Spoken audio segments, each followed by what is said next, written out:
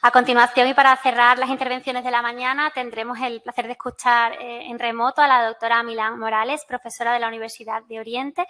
que disertará sobre las perspectivas de derecho comparado acerca de los efectos y extinción de la unión de hecho afectiva, referente para el Código de las Familias en Cuba. Cuando quiera, doctora Milán, tiene la palabra. Bueno, buenas tardes. Nada, mis disculpas por estas imprecisiones técnicas. En primer lugar, agradecer al comité organizador del evento por la oportunidad de intercambio desde un país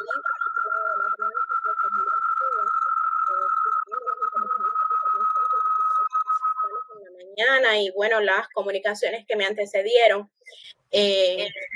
poco igual se centran en el derecho internacional privado en el ámbito familiar, en este caso, teniendo como eje transversal la autonomía de la voluntad en el ámbito matrimonial y de las uniones de hecho,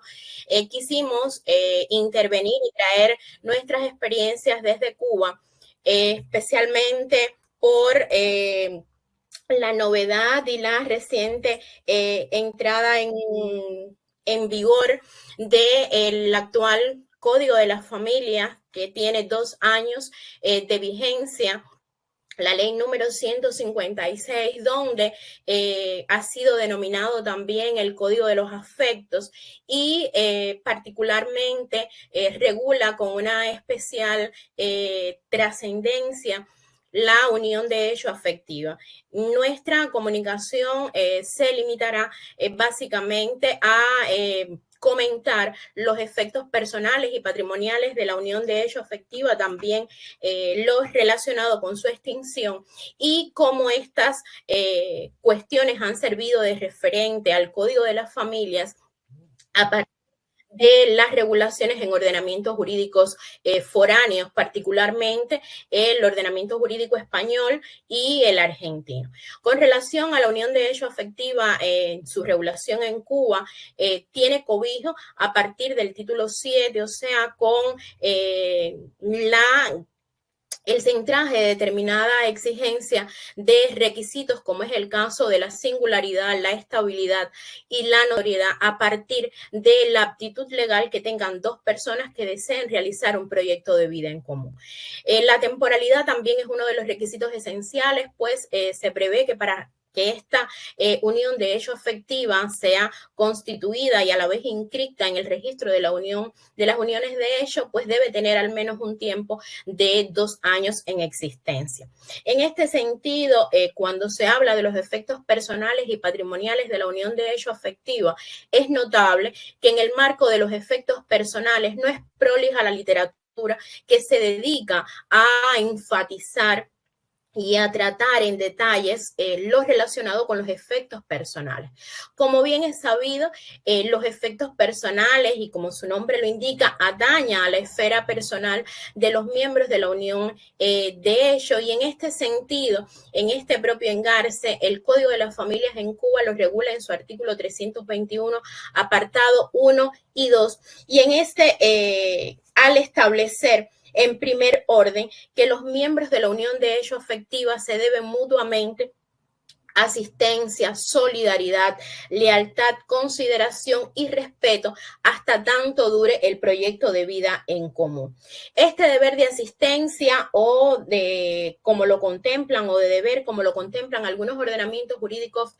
foráneos consiste en palabras del autor Molina de Juan, en la comunidad de vida que caracteriza la unión convivencial, la que lleva implícita una serie de atribuciones no solo de orden espiritual y moral, sino también de sostenimiento material de la propia unión. El Código de las Familias cubano proclama este deber de asistencia también para el caso de la institución del matrimonio en el artículo 209 como parte, ya decía, de estos deberes conyugal. En el caso de la solidaridad,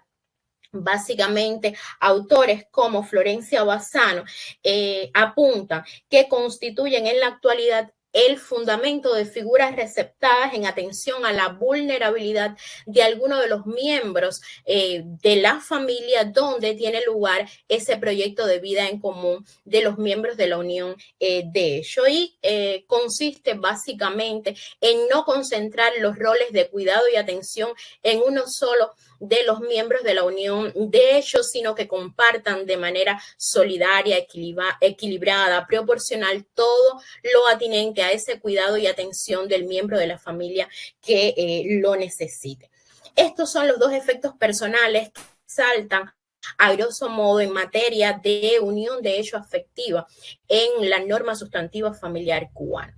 A ojos vistas, lo referente a los efectos patrimoniales tiene mayor escritura, interés y desarrollo en el ámbito doctrinal, y es así que también se acoge por la norma sustantiva familiar cubana, teniendo como referente básicamente la legislación española, ya decía, algunas normativas de las comunidades autónomas, como es el caso de Cataluña, por poner un referente específico con relación a los pactos matrimoniales. Y en relación a estos efectos patrimoniales, ya decía, se basa o gravita en la norma, en el artículo 322, y a tales efectos señala que las relaciones de contenido económico entre los miembros de la unión de hecho afectiva se rigen por lo acordado en el pacto que hayan concertado. En este sentido, tiene como eje fundamental el principio de autonomía de la voluntad. Depende de lo que hayan pactado o concertado las partes, en este caso los miembros de la unión de hecho afectiva, de si desean bajo ese proyecto de vida en común concertar pactos de convivencia. O sea, que tiene una importancia capital el principio de autonomía de la voluntad en el ámbito de la unión de hecho afectiva. En este sentido, también estos pactos de convivencia, su principal finalidad es guiar y ordenar las relaciones de tipo económica que subyacen en esa unión de hecho afectiva, y permite también que se autorregularice y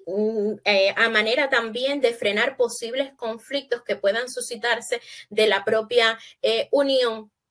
En este orden gravita la importancia, ya decíamos, de los pactos de convivencia en la unión de hecho afectiva. Su principal límite o el principal límite que estatuye la norma familiar cubana en relación a los pactos de convivencia es que deben respetar el orden público y no afectar derechos de terceras personas. Esto es lo fundamental. Deja abierto la paleta de pactos que puedan concertar los miembros de la unión de hecho afectiva, todo lo relacionado también con los efectos personales, pero ya decía, en el orden patrimonial también, que alcance al tema del cuidado y atención de los hijos menores, de los hijos en situación de discapacidad, o aquellos que se le haya nombrado apoyo intenso con facultades de representación. En este sentido, también es importante destacar que si realizamos un contraste comparativo, la legislación familiar cubana en materia de efectos tiene mucho que ver con la legislación argentina. Pues, básicamente un trasplante jurídico, el legislador familiar cubano abrevó de todo lo contenido en esta norma civil familiar de la nación argentina y la traspoló a la realidad sociojurídica cubana. En este orden hay una cuestión muy interesante, y es el tema de que ha sido hartamente criticado el hecho de que las disposiciones comunes referente a los regímenes económicos del matrimonio resulten de aplicabilidad a las uniones de hecho. Es prolija también la doctrina familiar española y civil española en este sentido, porque se critica hartamente el hecho de que, tratándose de dos realidades jurídicas familiares distintas, el matrimonio y la unión de hecho, en este sentido se tomen o se apliquen por analogía legis determinados preceptos que corresponden al matrimonio, se apliquen, ya decía, por analogía legis a las uniones de hecho. En este sentido es criticable la remisión o la aplicación por analogía legis que el propio legislador combina en sede de efectos patrimoniales de la unión de hecho, en este sentido, cuando se habla básicamente del deber de contribución. Si bien guarda una sensibilidad capital por el hecho de que los miembros de la unión de hecho, valga la redundancia, se deben este deber de contribución y su esencia es procurar en igual línea regulativa que los miembros de la unión de hecho realicen aportaciones para el sostenimiento de ese proyecto de vida en común a partes iguales, incluye además las propias contribuciones o aportaciones diarias que puedan hacer los miembros de la unión de hecho. Se critica este particular que les había comentado con anterioridad. Como culmen, pudiéramos decir a este respeto al derecho de contribución, la norma familiar cubana ha sido, digamos que certera, para garantizar este deber de contribución del miembro de la unión de hecho afectiva que se sienta afectado. En el supuesto de que se sienta afectado por este deber de contribución respecto al otro miembro, tiene derecho a acudir al órgano jurisdiccional para hacer valerlo. En este sentido, sí no queda claro el momento en que puede realizarse, porque se supone que sea durante la pervivencia de ese proyecto de vida que pueda exigir ese deber de contribución al otro miembro, pues una vez extinguida la unión de hecho afectiva inscrita, es ilógico, con ella cesan todos los efectos, tanto personales como patrimoniales, y en ese sentido no es clarificador el precepto cuando combina o da la posibilidad o confiere este derecho al miembro de la unión de hecho afectiva para exigir el deber de contribución cuando lo sienta vulnerado. Otra cuestión de interés, a modo ya de recapitulación, es el hecho de las causales de extinción de la unión de hecho afectiva. El Código de las Familias en Cuba regula las formas tradicionales de extinción de esta figura, como es el caso del fallecimiento de uno de los miembros, la declaración judicial de presunción de muerte de uno de los miembros, el matrimonio entre sí, el acuerdo entre los miembros de dar por extinguida la relación. Sobre esta base, hay dos cuestiones que pudiéramos resaltar. Y, o sea, a partir de la extinción claramente de la unión de hecho afectiva, cabe afirmar que en el contexto jurídico cubano, una de las causales de extinción que mayor relevancia o digamos o constancia tiene en la práctica jurídica cubana es el matrimonio de los miembros unidos de hecho. Una vez inscrita esta unión y reconocida y elevada a acta de notoriedad por el fedatario público, los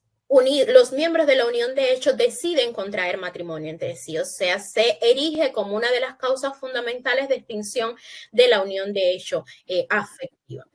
En este plexo y en esta realidad contextual es importante destacar dos cuestiones, o sea, cómo la norma familiar cubana considera el trabajo doméstico y de cuidado como un presupuesto esencial de valoración para la atribución de bienes que pertenecen o bienes que corresponden o que han sido adquiridos durante ese proyecto de vida en común. O sea, depende de ese trabajo doméstico realizado, o sea, se le da un valor preponderante o una valoración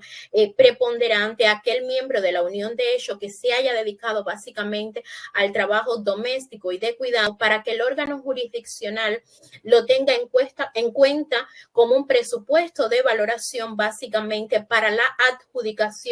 de bienes que pertenecen a ese proyecto de vida en común. Otra de las cuestiones de interés es el derecho a recibir pensión alimenticia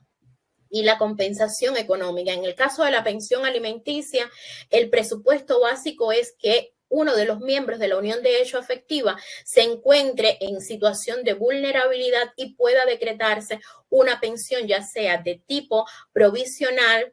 por un año o que se extienda en el tiempo si este miembro de la unión de hecho afectiva, además de presentar una situación de vulnerabilidad, tiene a cargo hijos menores de edad, ya sean comunes o propios del miembro, o algún hijo en situación de discapacidad al que se le haya designado apoyo intenso con facultades de representación. Y en cierre de nuestra comunicación queríamos también transmitirle como una de las novedades que introduce el Código de las Familias y que también abreva y forma parte de esa hélice de derecho comparado y básicamente el español, insisto, es el tema de los derechos sucesorios del miembro de la unión de hecho afectivo. Básicamente, el miembro de la unión de hecho afectiva tiene reconocido derechos sucesorios en la norma familiar cubana. Solo, o sea, entra como un heredero concurrente con esta condición dentro de los terceros del orden de llamamiento, en el tercer orden, ya decía, como miembro concurrente con esa cualidad de heredero. Solo significar que en el supuesto o en los casos donde exista